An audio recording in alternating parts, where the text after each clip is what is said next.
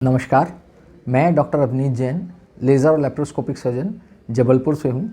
आज के वीडियो में हम एक बहुत महत्वपूर्ण बीमारी के बारे में डिस्कस करेंगे, जिसको हम आम भाषा में भगंदर से जानते हैं। मेडिकल भाषा में इसी को फिस्टुला इन एनो कहा जाता है, या और आम भाषा में बात करें तो मल द्वार से मवाद आना या मल द्वार पे दर्द बना रहना, लौकने या काटने जैसा दर्द बना रहना। इस तरीके से मरीज़ इसको लेकर हमारे पास आता है। इसमें मलद्वार से मवाद आना, मलद्वार से कभी कभार खून भी आ सकता है, जलन बनी रह सकती है, दर्द हो सकता है, काटने या लौकने ऐसा दर्द हो सकता है। ये भगंदर की बीमारी होती कैसे है और होती क्या है? आम भाषा में हम कहें तो भगंदर जो है एक रास्ता बना हुआ है, जो कि गंदगी का रास्ता है, जो कि मलद्वार की बाहरी त्वचा और अंदर मलद्वार के बीच में एक अब नॉर्मल सा कनेक्शन बन गया है। उसको हम फिस्टुला ट्रैक्ट कहते हैं, जिससे रुक रुक के जो फुंसी रहती है, फोड़ा रहता है, वो फूटता रहता है और मवाद आ सकती है, आती रहती है। कभी कभी ये शांत हो जाती है बीच बीच में, कभी कभी ये आती रहती है। इसको हम फिस्टुला कहते हैं।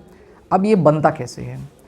यदि मल बहुत कड़ा होता है या किसी को कब्ज़ बहुत ज़्यादा रहती है, उस कारण से क्रिप्टोग्लैंडुलर इन्फेक्शन होने के कारण मलद्वार में वहाँ पे मवाद बन जाती है, जो कि अपना एक बाहरी रास्ता निकाल करके फिस्टुला ट्रैक्ट बना देती है।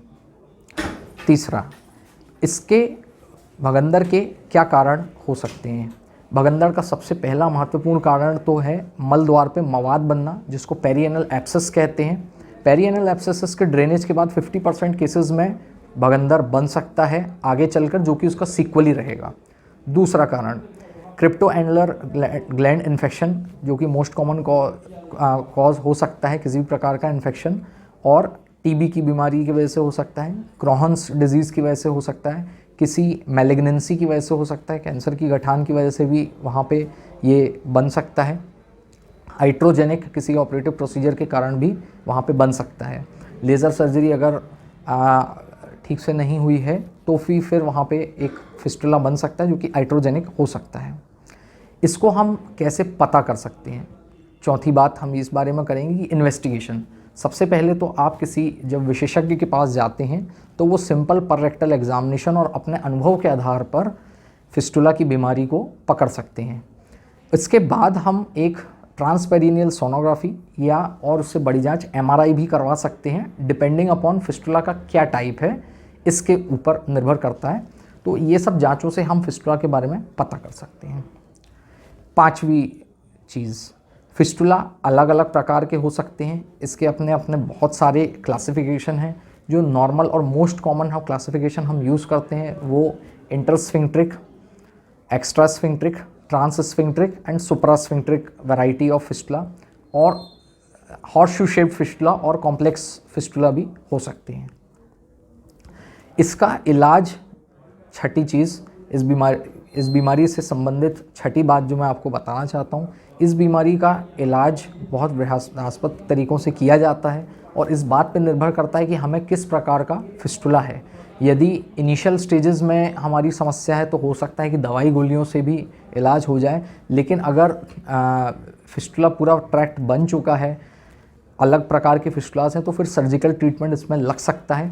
Surgical treatment in the form of open surgical treatment और लेज़र सर्जिकल ट्रीटमेंट भी आज अत्याधुनिक पद्धति से इसका इलाज हम कर सकते हैं। इसमें कुछ सार्वजनिक भ्रांतियाँ हैं जो लोगों के मन में, दिलो दिमाग में हमेशा रहती हैं। आज मैं उन चीज़ों के ऊपर लूँगा। लोगों का ये सोचना रहता है कि फिस्टुला की सर्जरी में या भगंदर के ऑपरेशन में गैस या लैट्रिन छूटने लगती है मांसपेशियाँ काटने। ऐसा हमेशा संभव नहीं है। अगर फिस्टुला की सर्जरी बहुत ही अच्छे तरीके से और केयरफुल तरीके से की गई है तो उसमें इनकॉन्टिनेंस ना के बराबर हो सकता है या नहीं भी हो सकता है। तो ये भ्रांति गलत है। दूसरी भ्रांति ये है कि ये फिस्टुला की बीमारी अपने आप भर जाती है। ऐसा नहीं है कि ये अपने आप भर जाती है, वो शांत पड़ी रह सकती है, क्योंकि ये एक प्रकार का इन्फेक्शन है। जब तक वो शांत रहेगा तब तक वो शांत रह सकता है, लेकिन अपने आप कभी ऐसा नहीं होगा कि वो भर जाए या ख़त्म हो जाए।